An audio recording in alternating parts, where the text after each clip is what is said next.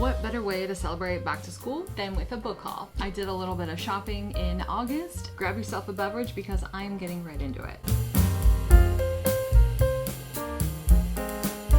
So first off, this is my Romance Bookstore Day haul. I celebrated Independent Romance Bookstore Day and I picked up a few goodies. I am going in a little blind, actually fairly blind on a lot of these books. I picked them up on a whim. They're kind of on my TBR, but it wasn't something that I went out intending to purchase that day. So I was really excited when I saw all these and I thought, might as well, why not? First up is This Vicious Dream by Stacia Stark. I'm a huge fan of her work. I have read A Court This Lovely and Cruel and that whole series. I've also read We Who Will Die, We Who Will Rise is coming up in January, and I have yet to read this one. This Vicious Dream is part of the Kingdom of Death series, which is like a take or like a spin-off. I hate using the word spin-off. It is another series that is based on the Kingdom of Lies series, which is the one that I fell in love with Stacia Stark's writing. If you haven't read it yet, please read it. It begins with a kingdom this cruel and lovely, and it was phenomenal. The world building and political structure, the characters were very complex, and so I am really looking forward to reading what Kingdom of Death will be. Book 2 is called This Ancient Feud, I believe. I don't know when it's going to be released. That's the only thing, but I'm really excited to visit her work once again. Next up is called Pink Ink by Avena St. Graves, and it is a dark romance. I don't know too much about this. It says, sleeping with your professor is bad enough. Sleeping with a serial killer, that's just asking for trouble. Gothic Hannah meets Dexter in this sinfully delicious dark romance about a film student who's secretly tracking the murders of a serial killer, unaware he's also her brooding professor. So this is probably enemies to lovers. Obviously the professor university setting, probably different for me because it sounds like it's more of a contemporary setting. Obviously not, I don't believe there's fantasy. It's a thriller and dark romance combined. I have not read very many thriller books, so this will be really fun and interesting read. So yeah, picked up that one. To be clear, this was given to me. I did not purchase it. Next up, I have Daggermouth. Oh, something fell. What? Oh. There's all kinds of goodie stuff in here. Oh, I forgot about this. That's right. This happened to me.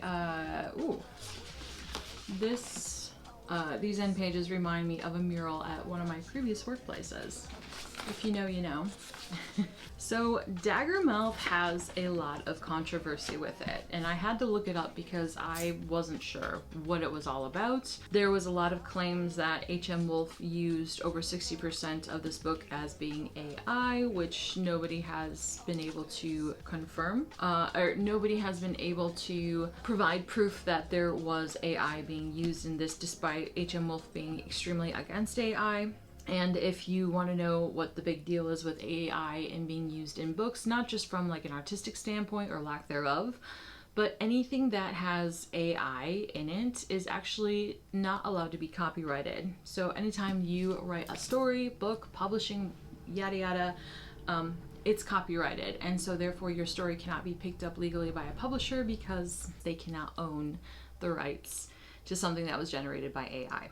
So again, Daggermouth, I have no idea what it was about. It was just a new release and it was all over Bookstagram and Reddit, and it says, he is her ruin, she is his rebellion. The first thing you'll learn in Newfound Haven is that mercy doesn't exist. The second is that from the highest glass atrium in the heart to the windowless slums of the Boundary, the Vera are always watching. The last lesson is the hardest, but you must remember it. Love outside of your ring is a death sentence. I believe this is a dystopian romance, so I have not read anything like this before.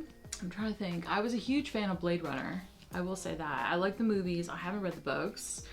We'll see how that is. It's really fun to just kind of like branch out because this is not something that I normally read. I love this bookmark. It's so cool. And we have some character art that came with this. There's a sticker, and this looks like a plate, book plate. So yes, that will be a good one. Next up, I hit up Barnes & Noble 50% off hardback sale, and I picked up Bloodsinger. This is by Juliette Cross, and this is the Fire That Binds series. This is book 2. I do not have book 1, nor have I read book 1 yet.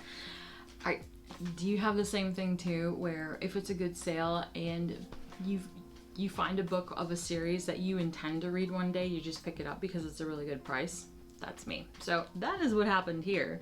And it looked really good. So again, this is The Fire That Binds series book 2. I love the cover art. It's very beautiful. I love the tactile feeling of the cover. The defiant spirit that had buoyed me up so many times before repelled any fear of this dragon in our midst. Oh, okay, so book 1 is Firebird, and book 2 is Bloodsinger. So the Fire That Binds series is all about ancient Rome being ruled by shape-shifting dragons. It's very interesting. We'll see how that goes. I love the look of the end pages. If you know me, you know I love dragons. And this reminds me a lot of Michael Whelan art. If you are familiar with like fantasy, old school 70s, 80s fantasy books, that is what this art reminds me of, and I love it. Not even a witch can tame a dragon. And then I also picked up Empire of the Dawn by Kristoff. I have not read any of his books yet. I haven't read any of his work. It has been recommended to me so many times, and I am really looking forward to getting into the series. I love vampires. I love reading about vampires. This is a big series, a hefty series. This is book 3, I believe. Yeah, this is Empire of the Dawn is book 3. I have yet to pick up and read books 1 and 2. Again, this was a BN exclusive, and it had the 50% off on it too, so I thought, why not? I follow Kristoff on Instagram, and I love his little tidbits and quirks and all of his releases, so I am very much looking into getting into this series, especially because we have October and spooky season coming up. I think it's gonna fit really, really well within that time of year. If you're like me and you like seasonally and you mood read according to the seasons, this is gonna be perfect. And finally, I picked up The Bone Dagger by Clara Rhodes. And this one is really cool. It says in the back, fans of George R.R. Martin and Sarah J. Maas are going to love Clara Rhodes' vibrant world building and dynamic characters. So The Bone Dagger was just released in July of this year, and it is an adult romantasy. This follows the story of a princess who has the blood of a god of hell in her, and something happens where her abilities that she's been suppressing and kept a secret for years come out on display, and her family ends up casting her out, and the story goes from there.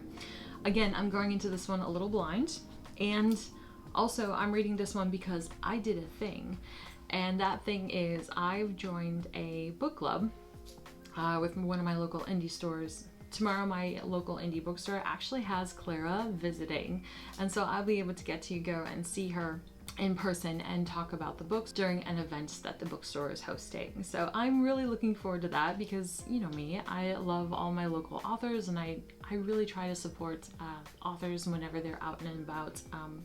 I think it's so important for like the small bookish community. When I can show up and support them, I definitely will. This one, I definitely have to read pronto. And there you have it, guys. This is my August book haul. Thanks for watching, and I will see you again next time. Bye.